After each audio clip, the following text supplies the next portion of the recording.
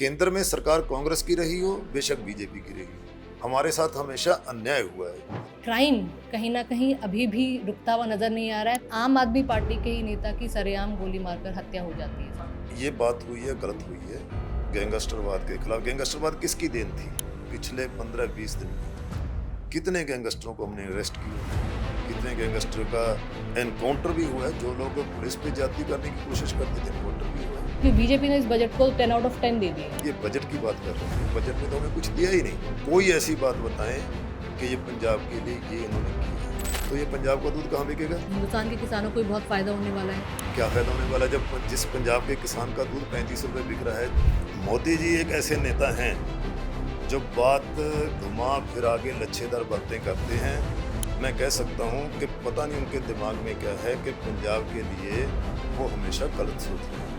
Online gaming 3 बहनों ने suicide कर ली। कोई कोरियन गेम खेल रही थी। गेम समझेंगी, बच्चे के हाथ में मोबाइल होना ही एक बहुत बड़ी गलत बात है। जनता से जुड़े, जमीन से जुड़े, जिनका सिर्फ काम बोलता है, आज हमारे साथ मौजूद है पंजाब के मंत्री बरिंदर सिंह गोयल साहब। सर, आपका बहुत बहुत स्वागत है।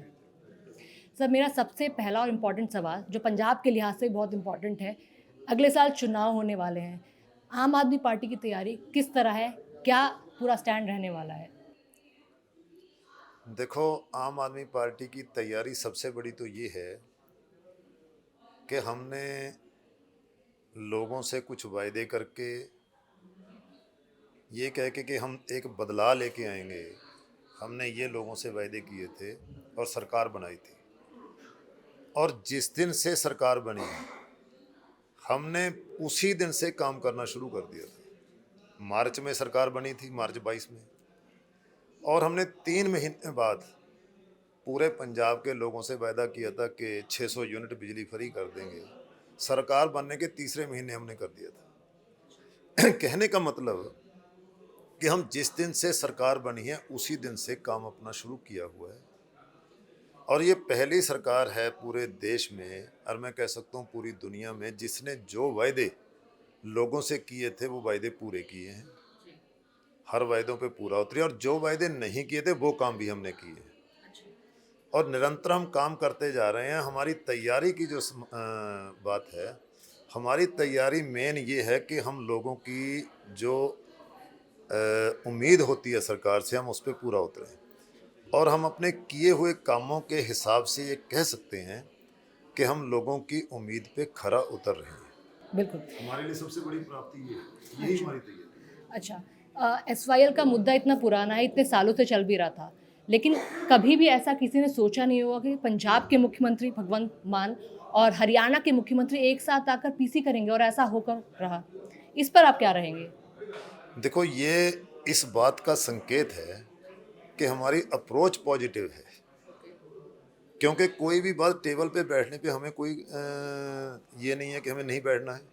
और ये मामला आज के नहीं, 44 साल पुराना मामला है। और मुझे ये कहने में भी कोई हिच नहीं है कि पिछली सरकारें कभी किसी ने गंभीरता से काम नहीं किया, और जो किया है वो सिर्फ राजनीतिक रोटियां सेकने के लिए किया है। जब राजनीति होती है, चुनाव होता है, तो ये मुद्दा निकाल लेते हैं। क्योंकि वो लोग सत्ता में रहे जो आज इस बात का कहीं विरोध कर रहे हैं, कहीं कुछ और कर रहे हैं। सत्ता में भी रहे, सेंटर में भी रहे, स्टेट्स में भी रहे, पंजाब हरियाणा दोनों में रहे, केंद्र में भी रहे। बीजेपी की सरकारें तीनों जगह रही, और हमारे ये लोग भाईवाल भी रहे वहाँ पर। किसी ने ये मुद्दा हल करने की कोशिश नहीं की। तो अब आपको क्या लगता है, अब ये मुद्दा हल हो जाएगा? देखो, ये मुद्दा हल करने क्योंकि पंजाब के लिहाज से सर ये बहुत इंपॉर्टेंट मुद्दा है। पंजाब में वैसे ही कई जगहों पर पानी की कमी भी है। कई जगह है ही पानी की कमी। हमारे साथ पानी के मामले में शुरू से अन्याय किया गया, घोर अन्याय किया गया है। आरोप नहीं है, ये हकीकत है। क्योंकि non riparian states, these are the non riparian states, जिनके दरिया जहाँ से गुजरते हैं उन्हें, उन दरियाओं के पानी पे उन्हीं का हक होता है। अब पानी दे दिया गया हरियाणा को, पानी दे दिया गया राजस्थान को, जहाँ ये दरिया वहाँ से गुजरते ही नहीं, मतलब नॉन राइपेरियन स्टेट्स होगी। केंद्र में सरकार कांग्रेस की रही हो, बेशक बीजेपी की रही हो, हमारे साथ हमेशा अन्याय हुआ है। सारा पानी हमारा उन लोगों को दे दिया गया जिनका कोई हक नहीं था। तो पानी के मसले पे हमारे साथ हर समय जाति की गई है और ये भी एक जाति है। अब जब पानी ही नहीं है तो नहर बनाने का मतलब क्या है? 44 साल से वैसे भी तो पानी की कमी होगी ना, तो इस मुद्दे पे कोई बात करता नहीं है। तो पानी जब नहीं है, लेकिन हम एक टेबल पे बैठे हैं, कोई बात नहीं, बैठो, हम अपनी बात बताएंगे, वो अपनी बात बताएं, लेकिन हमारी अप्रोच पॉजिटिव है, इसलिए हम जो हरियाणा कोई हमारा दुश्मन थोड़ी है। सर एक और महत्वपूर्ण मुद्दा है रोजगार का, युवाओं के रोजगार का। यूँ कहा जाता है कि पंजाब एक सशक्त राज्य है, हमेशा से रहा है, हर चीज़ यहाँ पर है। इसकी मिट्टी में ही कुछ बात है कि हर कोई काम करता है, लेकिन युवाओं का रोज़गार कहीं ना कहीं, जिस तरह से आप खबरें भी पढ़ते होंगे कि कितने युवा हाल फिलहाल में डिपोर्ट किए गए हैं, इलीगल तरीके से वो विदेशों में जा रहे हैं, तो रोज़गार की कमी कहीं खल रही है, नज़र आ रही है। और जिस तरह आम आदमी पार्टी ने भी वादे किए रोज़गार को लेकर, उस पर कितना सक्सेसफुल आपके नज़र में आम आदमी पार्टी पिछले 4 सालों में रही है? देखो, वायदे हमने किए थे, लेकिन उससे पहले जो सरकारें रही हैं उन्होंने वायदा किया था कि हर घर में नौकरी देंगे, नहीं हुआ। हमने 65,000 के करीब नौकरी दे दी।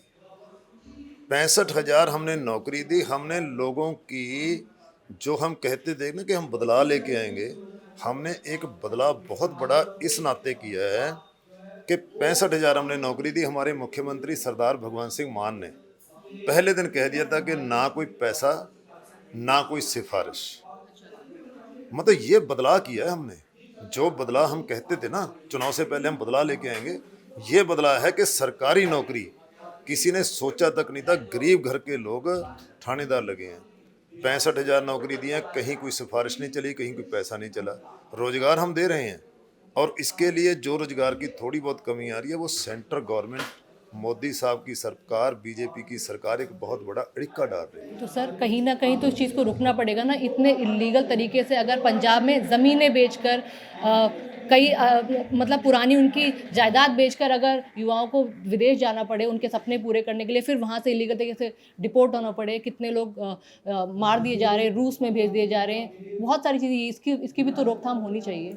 आप कंपैरिजन कर लो पिछली सरकार के समय का और इस सरकार के तो समय आपका मानना ये है कि ये आंकड़ा कम हुआ है? का। बहुत कम हुआ है। पहले तो जहाज भर भर के जा रहे थे, लेकिन अब लोग, पंजाब के बच्चों को, पंजाब के पेरेंट्स को ये यकीन हो गया कि पंजाब में रह के भी हमें रोजगार मिल सकता है। पहले लोग क्यों जा रहे थे? पहले लोग इसलिए जा रहे थे, बच्चे इसलिए जा रहे थे क्योंकि यहाँ विश्वास खत्म हो गया था सरकार में से कि यहाँ तो रोजगार मिलेगा नहीं, यहाँ तो पैसे वाले ले जाएंगे, यहाँ सिफारिश वाले ले जाएंगे, तो इसलिए लोग बाहर जा रहे थे। अब बहुत बड़ी कमी है ये कि बच्चों को विश्वास हो गया।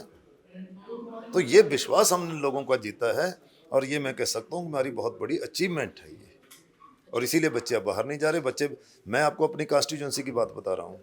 मेरी कॉन्स्टिट्यूंसी लहरागागा है, डिस्ट्रिक्ट संगरूर में। हमीरगढ़ गांव है एक। हमीरगढ़ गांव की एक लड़की, वो लड़की ने अपना सारा ये अपना वीज़ा लगवा लिया, पासपोर्ट सारा कुछ हो गया, और टिकटें खरीद ली। टिकट खरीद ली कि 2 महीने बाद इसे विदेश जाना है। इन दी मीन टाइम उसकी पटवारी में सिलेक्शन होगी, जॉब लग गई, तो वो टिकटें भी कैंसिल हुई, सब कुछ कैंसिल करके वो लड़की नौकरी कर रही है। मतलब बच्चे इसलिए जा रहे थे क्योंकि सरकार में लोगों का विश्वास उठ गया था। अब वो विश्वास बहाल हो गया है, कोई बाहर नहीं जाना चाहता। और मैं एक बात और कहना चाहता हूँ, कोई भी माँ बाप अपनी इच्छा से अपने बच्चे को बाहर नहीं भेजना चाहता, क्योंकि बच्चे को दूसरे देश में भेजना, आजकल एक एक बच्चा है, दो दो बच्चे हैं, लेकिन मजबूरी बस भेज रहे थे। अब वो मजबूरी खत्म होगी। हमें इस बात की बहुत बड़ी खुशी है कि बच्चे अब यहाँ रह रहे हैं, और बच्चों में टैलेंट बहुत है, हमारे बच्चों में इंटेलिजेंट बहुत है। हमारे यही बच्चे तो दूसरे विदेशों में जाके बहुत बड़े डॉक्टर, इंजीनियर, बहुत बड़े बड़े काम कर रहे हैं। बिल्कुल, जब बाहर जाके दूसरे देशों को सर्व कर रहे हैं तो क्यों ना इंडिया में रह के, पंजाब में रह के यहाँ पर सर्व किया जाए, यहाँ को आगे बढ़ाया जाए। यही हम कर रहे हैं। हम ऐसे स्कोप, हमारे मुख्यमंत्री जापान जाके आए हैं, बहुत बड़ा निवेश पंजाब में आने वाला है, आया है निवेश, तो इसलिए पूरी कोशिश की जा रही है कि हम अपनी जवानी को बचाएं। हमारा जो भविष्य है, हमारे बच्चे हमारा भविष्य है, हम उन्हें बचाने में लगे हैं, और बहुत, मैं कह सकता हूँ कि काफ़ी हद तक हम इस बात में सफल हुए हैं। बिल्कुल। अच्छा, दूसरा पंजाब में अगर बात की जाए, क्राइम कहीं न कहीं अभी भी रुकता हुआ नज़र नहीं आ रहा है। ताज़ा-ताज़ा मामला बीते दिन का ही है। आम आदमी पार्टी के ही नेता की सरेआम गोली मारकर हत्या हो जाती है सर। ये तो अगर सरकार के ही मुलाज़िम अगर सुरक्षित नहीं है, तो फिर आम जनता कैसे रह पाएगी? नहीं देखो, हमारे लिए सारे पंजाब के लोग ही हमारे हैं, उनमें कोई फ़र्क नहीं है कि जो हमारा कोई वर्कर है या कोई और है, हमारे लिए सारा पंजाब हमारा है। लेकिन ये बात हुई है, गलत हुई है। मैं ये भी कह सकता हूँ कि क्राइम रेशो पंजाब में किसी स्टेट्स का फिगर निकाल लो, कंपैरेटिवली बहुत कम है। लेकिन हमारी सरकार ने, आप पीछे देख रहे हो, गैंगस्टरवाद के खिलाफ, गैंगस्टरवाद किसकी देन थी? कौन लोग थे इसे पैदा करने वाले? नशा पैदा करने वाले कौन लोग थे? हमने नशे के खिलाफ बहुत बड़ा काम किया। आज नशे के स्मगलर या तो जेलों में हैं, या घर छोड़ के भागे हुए हैं, या कोर्ट में जमानत करारे फिर रहे हैं। इसी तरह गैंगस्टरवाद में, जो एक बहुत बड़ा एक मुद्दा बन गया था, कितनी बड़ा पिछले 15-20 दिन में कितने गैंगस्टरों को हमने अरेस्ट किया है, कितने गैंगस्टर का एनकाउंटर भी हुआ है। जो लोग पुलिस पे जाती करने की कोशिश करते थे, एनकाउंटर भी हुआ है। मतलब कहने का कि सरदार भगवंत सिंह मान जी की सरकार गैंगस्टरवाद से, गुंडागर्दी से, जो लोग कानून को अपने हाथ में लेने की कोशिश कर रहे हैं और जिन्हें ये पहले आदत डाली हुई थी, क्योंकि गैंगस्टरों को तो ये पनाह देते रहे हैं, गैंगस्टर को सिक्योरिटी मुहैया करवाते फिर रहे हैं, उन लोगों के लिए यहाँ कोई जगह नहीं है। सरकार सख्ती से निपट रही है और सख्ती से निपटेगी इन लोगों के साथ। सर, मुझे नहीं पता आपने देखा है कि नहीं देखा है, एक और मामला कुछ 3-4 महीने पहले हुआ था, जालंधर का एक मामला था। एक बच्ची थी 13 साल की, वो रोज़ाना की तरह खेलते हुए अपनी सहेली के घर गई और वहाँ पर सहेली नहीं थी, उसके पिताजी थे।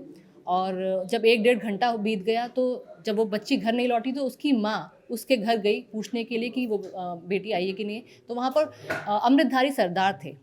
उन्होंने बताया नहीं, वो नहीं आई है क्योंकि उसकी बेटी नानी के घर गई है। लेकिन जब आस पड़ोस वालों ने ढूंढा, उससे पहले पुलिस भी आके ढूंढ जाती है लेकिन नहीं मिलती। 1 घंटे बाद उसी घर में उस बच्ची की लाश मिलती है। एक अमृतधारी सरदार बच्ची के साथ गलत काम करता है, उसे मार भी देता है। तो मतलब जो आपस में ही लोग रह रहे, डेली उससे मिलती थी बच्ची, उसके साथ खेलती थी, और बच्चे फिर कहाँ सुरक्षित हैं फिर पंजाब में सर? ये देखो, ये मानसिकता है, ये उनकी मानसिकता है। लोगों, पंजाब के लोग आपस में मिलजुल के रहने वाले, सरबत का भला, सरबत का, हम सब का भला चाहते हैं। हम वो लोग हैं जो सरबत का भला चाहते हैं, सुबह अरदास करते हैं। ऐसे कुछ लोग ऐसी मानसिकता के होते हैं, रेयरेस्ट लोग हैं ऐसे, ऐसी जो मानसिकता लोग, उन लोगों के साथ सख्ती से निपटा भी जा रहा है। उन लोगों के साथ कोई रियायत नहीं की जाएगी, उन्हें ऐसी सज़ा दी जाएगी ताकि ये लोगों के लिए भी एक एग्जाम्पल बन जाए। एग्जाम्पल बनना चाहिए। अच्छा, अभी ताज़ा बजट आया है, इस बजट को किस तरह देखते हैं? क्योंकि बीजेपी ने तो कहा है ये सबसे बेस्ट बजट है, इसमें किसानों के लिए ये है, किसानों के लिए एआई टूल्स की बात की गई है, और जबकि आरोप भी लगते रहे हैं कि किसानों को बेसिक सुविधाएं मुहैया कराई जाए, एआई टूल से क्या होगा? तो आप इस बजट को किस तरह देखते हैं? क्योंकि बीजेपी ने इस बजट को 10 आउट ऑफ 10 दे दिए है। देखो, इसमें 10 में से 10 दे दिए, ये तो 10 में से 20 दे सकते हैं। लेकिन वास्तविकता क्या है ये सब लोग जानते हैं। पंजाब के लिए इसमें क्या है बजट में? कोई ऐसी बात बताएं कि ये पंजाब के लिए ये इन्होंने किया है। और मैं ये समझता हूँ ये संघीय ढांचे, फेडरल सिस्टम के लिए बहुत बड़ा खतरा है। पंजाब वो राज्य है जो देश का ताज है, जिसने देश के लिए सबसे ज़्यादा आज़ादी की लड़ाई में सबसे ज़्यादा कुर्बानियाँ दी। आज़ादी के बाद जब देश में अनाज की कमी थी तो पूरा हिंदुस्तान सामने था, लेकिन हरी क्रांति, हरी क्रांति कौन लेके आए? पंजाब के लोग ले गए, और पंजाब के लोगों ने अपना सब कुछ बर्बाद कर लिया। तो पंजाब वो स्टेट है जिसने हमेशा देश के आगे, देश की कोई भी लड़ाई होती है, अब ऑपरेशन संदूर ये कह रहे हैं, नुकसान किसका हुआ? पंजाब का हुआ। पंजाब के लोगों के ऊपर ड्रोन गिरे। तो पंजाब के साथ एक बहुत बड़ा अन्याय किया जा रहा है। और इसकी सबसे बड़ी बात, ये बजट की बात कर रहे हैं, बजट में तो हमें कुछ दिया ही नहीं, जबकि इतनी बड़ी बर्बादी, बाढ़ की बर्बादी इनके लोगों के सामने थी, कुछ नहीं दिया गया। और सबसे बड़ी, ये जो किया इन्होंने अमेरिका से किया है, टैरिफ खत्म किया है, तो ये सबसे बड़ा इफेक्ट पंजाब पे पड़ने वाला है। पंजाब में अब इन्होंने सारा फ्री कर दिया। अमेरिका में दूध 14.5 रुपये किलो है, हमारे यहाँ एवरेज 33 रुपये किलो है जो होलसेल पे खरीदते हैं। वैसे तो रेट 60-70 रुपये है, लेकिन जो होलसेल पे जैसे अमूल खरीदता है और खरीदते हैं, तो 14.5 वाला खर्चा लगा के 18 रुपये हो जाएगा, 19 रुपये हो जाएगा। तो ये पंजाब का दूध कहाँ बिकेगा? पर ये तो कह रहे हैं कि इससे हिंदुस्तान के किसानों को भी बहुत फायदा होने वाला है। क्या फ़ायदा होने वाला है? जब जिस पंजाब के किसान का दूध 35 रुपये बिक रहा है, 50 रुपये बिक रहा है, अगर उसे इम्पोर्टेड दूध 18 रुपये में मिलेगा तो कहाँ फ़ायदा हो जाएगा? हालांकि अमेरिका के किसानों को ज़्यादा इससे फ़ायदा मिलता हुआ दिख रहा है, क्योंकि उनका तो पूरा ही टैरिफ हटा दिया है। नहीं तो नुकसान होगा ना इससे। अब 25 रुपये हमारी मक्की बिक रही है, तो अमेरिका में 15 रुपये है, खर्चा लगा के 18 रुपये हो जाएगी, 20 रुपये हो जाएगी, तो पंजाब का किसान कहाँ जाएगा? ये पंजाब के किसान को बर्बाद करने की बहुत बड़ी साजिश है। पहले भी साजिशें रची गई, पहले 3 काले कानून लाए गए, वो भी पंजाब को बर्बाद करने के लिए लाए गए, माफ़ी मांग के वापस लिए। अब ऐसे ही मुझे तो ये हैरानी है कि पंजाब के साथ ऐसा क्यों किया जा रहा है। क्या गुनाह किया है पंजाब के लोगों ने? पंजाब के लोगों की इतनी बड़ा इतिहास है, तो ये हर तरीके, और खेती प्रधान एग्रीकल्चर हमारा सेक्टर है, खेती प्रधान हमारा सूबा है, तो ये अन्याय किए जा रहे हैं। लेकिन और इसके बावजूद, इसके बाद और हमारे बीजेपी के साथी 10 में 10 नंबर दे रहे हैं। किस बात का नंबर दे रहे हैं ये तो बता देना हमें। मनरेगा हमारी ख़त्म कर दी, महात्मा गांधी का नाम खत्म कर दिया। गरीब लोग 30 लाख के करीब परिवार जो हैं, उनके बिल्कुल थाली के सामने रोटी रखी हुई इन्होंने उठा ली, गरीब लोग उसी पे गुजारा चला रहे थे। तो ये ड्रामे कर रहे हैं, मजाक कर रहे हैं। अब हमारे ये नेता कह रहे हैं 100 दिन के जी 125 दिन कर दिए। अरे 100 के 300 दिन कर दो, उसमें क्या फ़र्क पड़ रहा है? जब 100 दिन किसी को पहले मिले ही नहीं मनरेगा वालों को, तो 125 दिन 125 दिन करने का मतलब क्या है?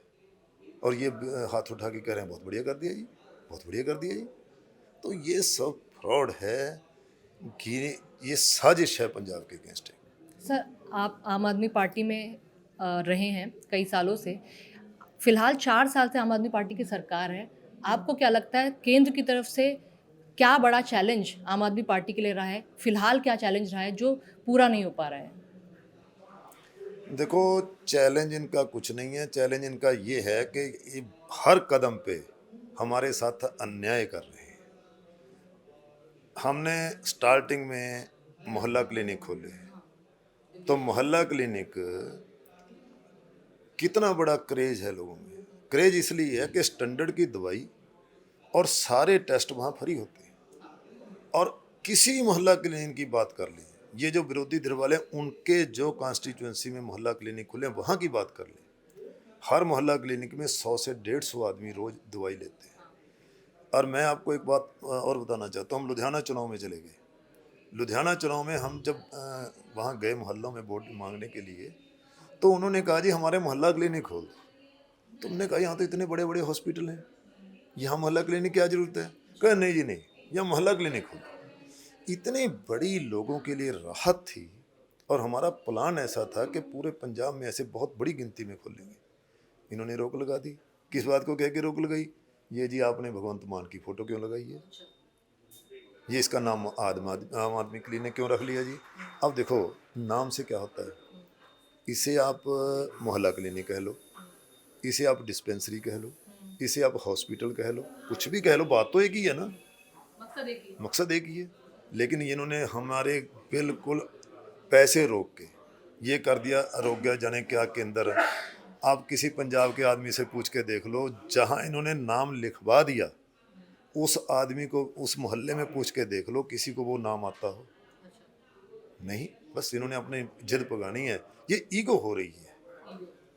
तो यही एक चैलेंज है कि इस ईगो को छोड़ के पंजाब के लोगों के लिए काम करें। पंजाब के लोगों ने, ईगो की बात तो यहाँ तक है, अब बाढ़ आ गई, कितनी बड़ी बाढ़ आई, आप लोगों ने आपके चैनल के माध्यम से पूरी दुनिया को दिखा दिया कितनी बड़ी बाढ़ आई है, पूरी दुनिया ने मान लिया, ठीक है। लेकिन सेंट्रल गवर्नमेंट के वजीर साहब यहाँ आए तो उन्होंने कहा कि नहीं, हम हमारी टीम भेजेंगे, वो असेस करेगी। अब जब दुनिया देख रही है तो उनकी टीम के पास ऐसे कौन से थर्मामीटर हैं वो जो लगा के देखेंगे पानी इतना आ गया या नहीं आ गया है। लेकिन बस फिर अपनी टीम में मंगाई। मतलब कहने का ये हर बात पे चैलेंज, वैसे हमें कोई चैलेंज नहीं है इनका, लेकिन एक सिस्टम ऐसा है। रुकावट में किस तरह की रुकावटें पैदा की? यही रुकावटें हैं, यही रुकावटें हैं कि जो हम अच्छा काम कर रहे हैं उसके लिए अप्रिशिएट करने की बजाय उसमें डिक्का डाल रहे हैं ताकि हम कर ना सके। हमारे पैसे इसलिए रोक रखे हैं, आरडीएफ के पैसे क्यों रोके गए हैं? इसलिए रोके गए हैं कि हम लोगों के काम ना कर सके, लोग हमसे नाराज हो जाएं। ये पॉलिटिकली देखते हैं, हम लोगों की सेवा के लिए देखते हैं कि हम लोगों ने हम पे विश्वास किया है, हम लोगों का काम कैसे करें। लोगों के हमारे मुख्यमंत्री दिन रात, हमारे पूरे मंत्रिमंडल, हमारे सारे नीचे वर्कर्स लेकर, हमारे नेशनल कन्वीनर अरविंद केजरीवाल जी ने यही हमें कहा है शुरू से कि हमें सिर्फ और सिर्फ लोगों की सेवा करनी है। जो पंजाब जो एक सोने की चिड़िया थी, वो पंजाब जो रंगला पंजाब था, वो हमें नया रंगला पंजाब बनाना है। हम इस बात पे काम कर रहे हैं और ये हमारे बीच में चैलेंज कह लो, उसे कुछ कह लो, वो हम पे रुकावट खड़ी कर रहे हैं। यही चैलेंज है, बाकी इनसे कोई चैलेंज नहीं है। लोग जानते हैं 4 साल में हमने अपने किए हुए कामों की बदौलत जितने चुनाव हुए हमने जीते हैं। अब ब्लॉक समिति जिला परिषद के चुनाव ला लो, पूरे पंजाब में हमने जीते हैं, क्योंकि लोग सिर्फ और सिर्फ काम देखते हैं, काम को वोट देते हैं, काम को तरजीह देते हैं, बातों को अब तरजीह नहीं देते। जितने लच्छेदार बातें करते हैं कोई इनका मतलब नहीं रहेगा।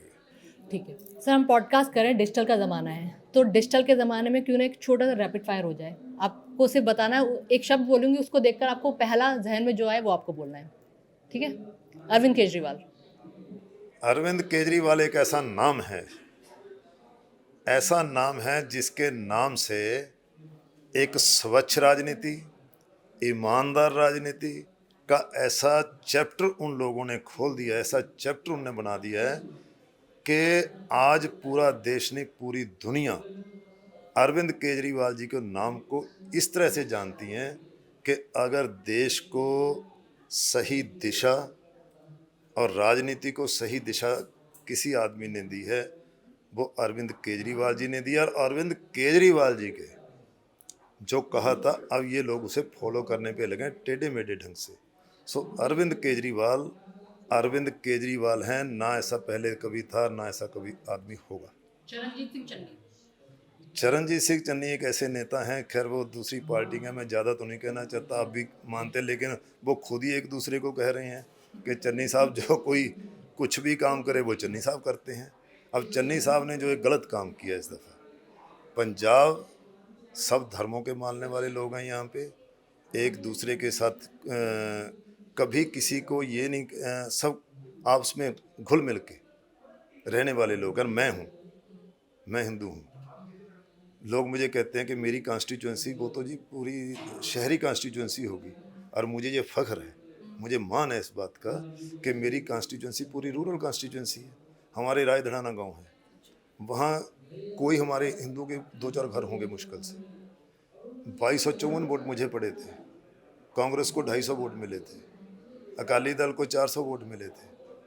तो ये कोई मामला नहीं है, ये इन लोगों को ऐसे लोग उठा रहे हैं।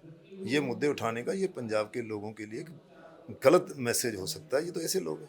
प्राइम मिनिस्टर मोदी जी एक ऐसे नेता हैं जो बात घुमा फिरा के लच्छेदार बातें करते हैं, लेकिन वो पंजाब के लिए, मैं कह सकता हूँ कि पता नहीं उनके दिमाग में क्या है कि पंजाब के लिए वो हमेशा गलत सोच रहे हैं।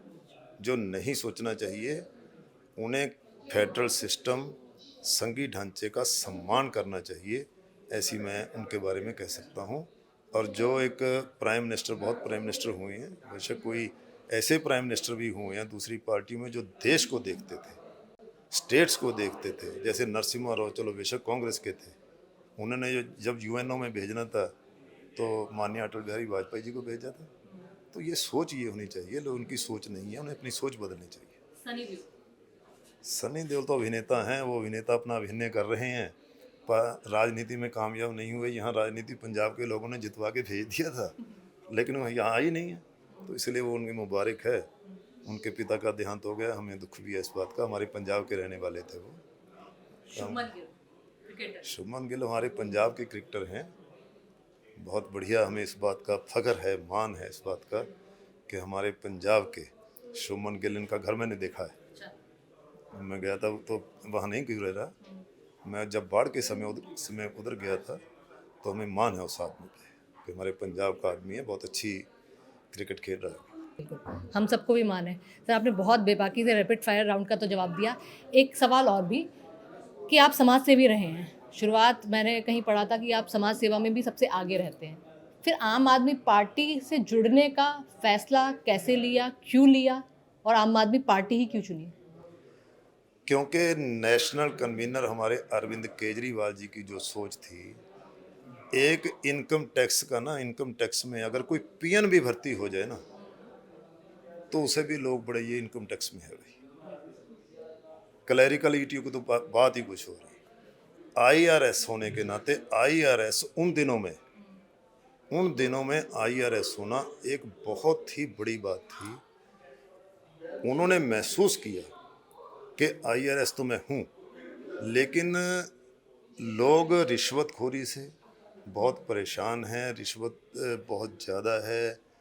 आईआरएस की नौकरी को ठोकर मार के उन्होंने देश सेवा के लिए लोगों की सेवा का कार्य चुना, और मैं समझता हूँ जो हमारे लिए रोल मॉडल हैं वो।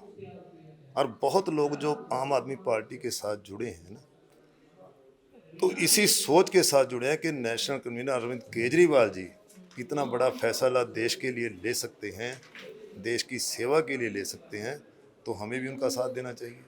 तो हम उनकी इस भावना के साथ जुड़ के, तो हमने, हमारे जो इधर मुख्यमंत्री सरदार भगवंत सिंह जी मान हैं, इनका भी देखो एक रिकॉर्ड है। इन लोग मेंबर पार्लियामेंट रहे, और ऐसे एक ही मेंबर पार्लियामेंट होंगे जिन्होंने जितना फंड इन्हें दिया जाता था, वो फंड, और उस पर कहीं भी ब्याज लग गया तो सारा उन्होंने लोगों के सामने रख दिया था। और आज भी कहते हैं कि हमें कोई पैसा साहब होता जो मेरे लिए सल्फास की गोली है। तो ऐसे ईमानदार लोग, इनकी छवि से हम प्रभावित होके आम आदमी पार्टी ज्वाइन किया। और मुझे इस बात का बड़ा गर्व है कि मैं आम आदमी पार्टी का एक कार्यकर्ता हूँ। मुझे इस बात की बहुत खुशी है। और हमारे अरविंद केजरीवाल जी की सोच पे, सरदार भगवंत सिंह मान जी की सरकार के किए हुए काम के आधार पे मैं ये कह सकता हूँ कि हर कोई आम आदमी पार्टी से जो जुड़े लोग हैं, जो जुड़ रहे हैं, वो बड़ा फख्र और मान महसूस करते हैं। अच्छा सर, क्योंकि डिजिटल का ज़माना है, आजकल के बच्चे ऑनलाइन गेमिंग बहुत खेलते हैं। ऑनलाइन गेमिंग का ही एक ताज़ा मामला 2-3 दिन पहले 3 बहनों ने सुसाइड कर ली, कोई कोरियन गेम खेल रही थी। स्क्रीन टाइम बच्चों का इतना ज़्यादा हो गया। एक तरफ डिजिटल युग की ज़रूरत भी है, नीड है, क्योंकि आगे के टाइम में इसके बिना कुछ हो नहीं पाएगा। लेकिन इस पर कहाँ तक रोक लगे कि डिजिटल में बच्चे और युवा आगे भी बढ़ रहे हैं, और लेकिन इस तरह की जो वारदातें हो रही हैं, सुसाइड कर रहे हैं, कम से कम इससे बचे रहें। देखो, इसके लिए रोक लगाना ये अलग बात है, लेकिन मैं ये कह सकता हूँ कि इसके लिए पेरेंट्स को आगे आना पड़ेगा। क्योंकि बच्चे के सबसे बड़े गुरु, बच्चे के सबसे बड़े अभिभावक जो कुछ भी हैं, वो पेरेंट्स होते हैं। अब गवर्नमेंट किसी चीज़ को बैन कर देगी, तो ब्लू वेल जैसा गेम था, और ये कोरियन गेम है, कई गेम्स पर बैन भी लगाए गए। बैन लगाए। वैसे तो जैसे कल मैंने पढ़ा, हिमाचल में स्कूलों में मोबाइल को भी बैन कर दिया गया है। तो हाँ, होने नहीं चाहिए, लेकिन कुछ भी सरकार तो करे। ठीक है, गेम्स हट जाएंगी, बच्चे के हाथ में मोबाइल होना ही एक बहुत बड़ी गलत बात है। डिजिटल का ज़माना है, समय होता है, बच्चा 4-5 साल का हो जाएगा, तो उस हिसाब से, वैसे उससे पहले देना है तो एक टाइम फिक्स किया जाए। बच्चे, ऐसा भी हमने पढ़ा है, अखबारों में, चैनलों में भी देखा है कि बच्चे जिद कर रहे हैं, मोबाइल नहीं दे रहा, वो भड़क जाते हैं। भड़कने दो, ठीक हो जाएंगे। जब हम उनकी जिद के आगे झुक जाएंगे तो बच्चे खराब हो जाएंगे। तो ये बच्चों को बचाने का इसका बहुत बड़े साइड इफ़ेक्ट हैं, जैसा साइंस भी कहती है, हम लोग वैसे स्कूलों सुनते में हैं। भी कुछ ऐसी क्लासेस हों कि बच्चों को स्क्रीन टाइम और मोबाइल से दूर ही रखा जाए। बिल्कुल, बिल्कुल, ये शिक्षा भी होनी चाहिए, स्कूलों में भी होनी चाहिए और पेरेंट्स को इस बात के ऊपर पूरा ध्यान देना चाहिए। ये बहुत खतरनाक है और आने वाले समय में जिसके जैसे इसके साइड इफ़ेक्ट हैं, तो ये बहुत बड़ी एक मैं समझता हूँ लोगों के लिए, बच्चों के लिए एक बहुत बड़ी मुश्किल पैदा हो सकती है इससे। और सर पहले बॉलीवुड पंजाब पर मूवी बनाता था उड़ता पंजाब जैसी। पंजाब पर हमेशा आरोप लगते थे नशे के। अब पिछले 4 सालों में पंजाब कितना नशा मुक्त हो पाया है? हमारे युवा कितने नशा मुक्त हो पाए हैं?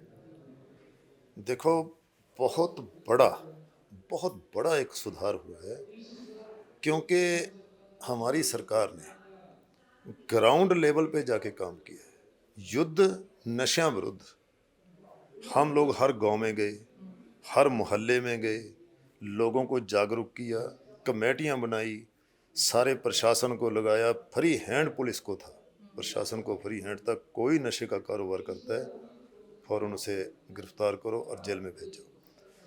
जेल में भेजने का काम अकेले नहीं किया, जो बच्चे गलती से लग गए तो उन लोगों को सुधारने का काम हमने किया है, उन लोगों को कहीं एडमिट करवाना था वो भी सारा काम हमने किया है।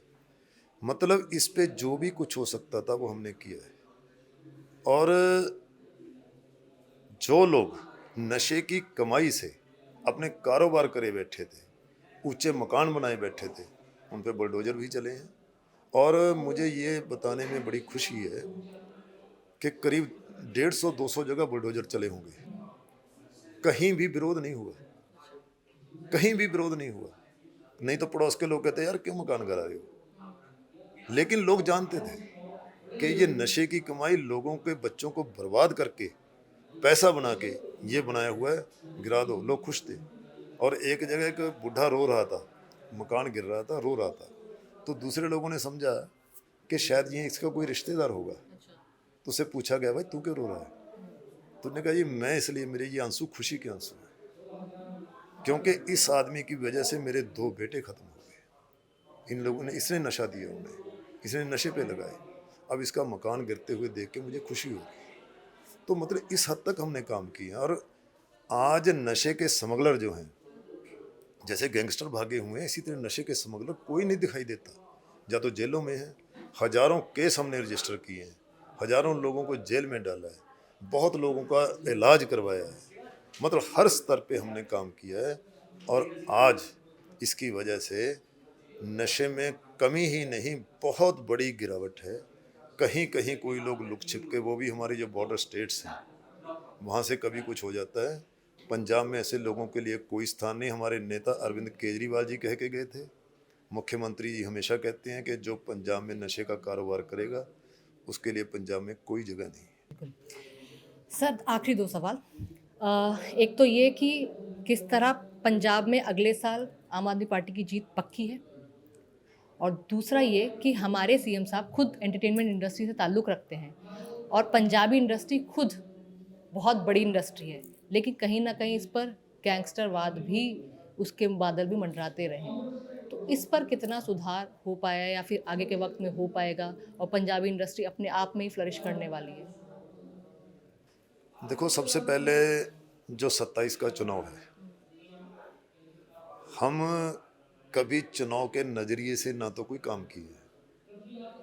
हमने तो, जैसा मैंने पहले बताया, हमारा तो एक ही लक्ष्य है कि जो पंजाब के 3 करोड़ लोगों ने हमारे ऊपर विश्वास किया है, हम उस विश्वास पे पूरा उतरे। हम इस सोच को लेके काम कर रहे हैं। वोट की राजनीति को लेके ये लोग काम कर रहे हैं जो पंजाब के किए हुए कामों को गलत कह रहे हैं, जब पंजाब के इस अच्छे कामों को करने में अड़िक्का डाल रहे हैं। हम अपने किए हुए काम के आधार पे इतना जरूर कह सकते हैं कि आज लोग सिर्फ और सिर्फ काम को पसंद करते हैं, और जो हमने काम पिछले 4 साल में किए हैं उनका रिजल्ट समय समय पे आपके सामने आ रहा है, क्योंकि चुनाव पूरा साल चलते रहते हैं। कभी एमएलए को चुनाव हो गए, कभी जिला परिषद के चुनाव हो गए, कभी कारपोरेशन के चुनाव हो गए, पंचायतों के चुनाव हो गए, तो चुनाव चलते रहते हैं। तो उन चुनाव में लोगों ने आम आदमी पार्टी को बहुत बड़ा समर्थन दिया है, बहुत बड़ा साथ दिया है। तो मैं उस आधार पे कह सकता हूँ कि 2027 में निश्चित रूप से आम आदमी पार्टी की बहुत बड़ी जीत होगी और आम आदमी पार्टी 27 में दोबारा सरकार बनाएगी। और जो आपने कहा इंडस्ट्री के बारे में, तो गैंगस्टरवाद के लिए कोई जगह नहीं है। जहाँ भी गैंगस्टर की कोई खबर हमें मिलती है या कोई इंटेलिजेंसी हमारी देख रही है, फ़ौरन उसे क्रश कर रहे हैं। कोई किसी जगह नहीं है। इंडस्ट्री पूरी तरह से अच्छे ढंग से चल रही है और अच्छे ढंग से चलेगी। अच्छा, एक और सवाल मन में आ गया जाते जाते कि पंजाब में आपकी नज़र में कौन सी पार्टी मजबूत विपक्ष के तौर पर अपना काम कर रही है या फिर बिल्कुल विपक्ष खत्म हो चुका है? देखो, ये बात आप अच्छी तरह जानते हैं कि विपक्ष है कहाँ आज। विपक्ष के ये लोग जिन्हें 18, 15, 12 लोग थे कांग्रेस वाले, इनकी कितना कुछ है, कितना कोई कुछ कह रहा है, कोई कुछ कह रहा है। कहीं इनकी विधानसभा में कोई सुर नहीं है, कुछ नहीं है, क्योंकि कोई इनके सामने ना तो कोई लॉजिक है, ना कोई ये पंजाब के हित के लिए कोई बात करते हैं। आपस में इधर उधर की बातें करते हैं। और जो पंजाब में पहले बर्बादी हुई है, तो ये सब लोग जिम्मेदार थे। और बीजेपी अपनी कर रही है। ये 750 हमारे किसान इन्होंने शहीद करवाए हैं। लोग इनको कभी मुंह नहीं लगाएंगे। इनकी हालत ये हो रही है कि पैसा दे दे के, पैसे के जो देखो 750 किसान शहीद हुए थे। तो पंजाब की किसानी जो है, इसको बर्बादी अब जो ये किया है इन्होंने, तो ये लोग क्यों नहीं लोगों के सामने लाते? सेंट्रल गवर्नमेंट जो कर रही है, लोगों को जानने का अधिकार है ये कि क्या कर रहे हो आप। सफ़र तो हम करेंगे, नुकसान तो हमें होगा, तो ये क्या हमें ये जानने का अधिकार नहीं है कि ये आप खेती बाड़ी में क्या कुछ किया है? क्यों नहीं क्लियर कर रही है? अब ऑपरेशन सिंदूर का हमने जी ये सिंदूर क्या हुआ वहाँ पे? वो कह रहे हैं, डोनाल्ड ट्रंप कह रहे हैं हमने बंद करवा दी। कोई कह रहा है, पाकिस्तान कह रहा है हमने जहाज गिरा दिए, वो कह रहा है हमने गिरा दिए। तो ये लोगों को जानने का अधिकार नहीं है। सब कुछ लोगों को जानने का अधिकार है, लेकिन ये कुछ बताते नहीं है। तो इसलिए सब लोग जानते सब हैं, तो इन लोगों को कभी मुँह नहीं लगेगा। मैं समझता हूँ कि कहीं भी कोई पार्टी का आज कोई आधार नहीं है। जो अपोजिशन की अगर लड़ाई है तो आपस में है कि इनमें से सेकंड कौन आएगा, थर्ड कौन आएगा। हमारे साथ कुछ नहीं है। हमारी ये हम इसलिए कि हम ऐसा नहीं है कि हम आम आदमी पार्टी के लोग, आम आदमी पार्टी के किए हुए कामों को लोग पसंद कर रहे हैं। इसलिए मैं कह सकता हूँ कि इन लोगों के साथ हमारा कोई मुकाबला नहीं है। पंजाब की जनता के लिए क्या मैसेज? पंजाब की जनता के लिए देखो, मैं यही कहना चाहूँगा कि हम सर्वत्र का भला चाहने वाले लोग हैं, हर धर्म का सत्कार करने वाले लोग हैं। जैसे हमने कल श्री गुरु रविदास जी महाराज, जिनकी बहुत बड़ी देन है, जिन्होंने समाज में जात पात झूठ नीच सब खात्मा कर दिया था, उनका 650वां जन्मदिन है अगले साल। तो पूरा साल कार्यक्रम चलते रहेंगे। कल शुरुआत हम करके आए हैं। सब धर्मों के लोग सब मिलजुल के रहें। और ये कोई दूसरी पार्टी या कोई भी जो पंजाब के हितों को नुकसान पहुंचाने की बात कर रहे हैं, उन्हें अच्छी तरह से सबक सिखाएं, उनकी बात के ऊपर कोई गौर ना करें। और पंजाब में जो एक बदलाव हुआ है उसे महसूस करें और सब मिलजुल के रहें। ऐसा मैं पंजाब के लोगों को कहना चाहता हूँ। तो ये थे हमारे साथ बरिंदर साहब, जिन्होंने बड़ी ही बेबाकी से हमारे सारे सवालों के जवाब दिए और अगले साल 2027 में आम आदमी पार्टी की जीत एक बार फिर से पक्की कर ली।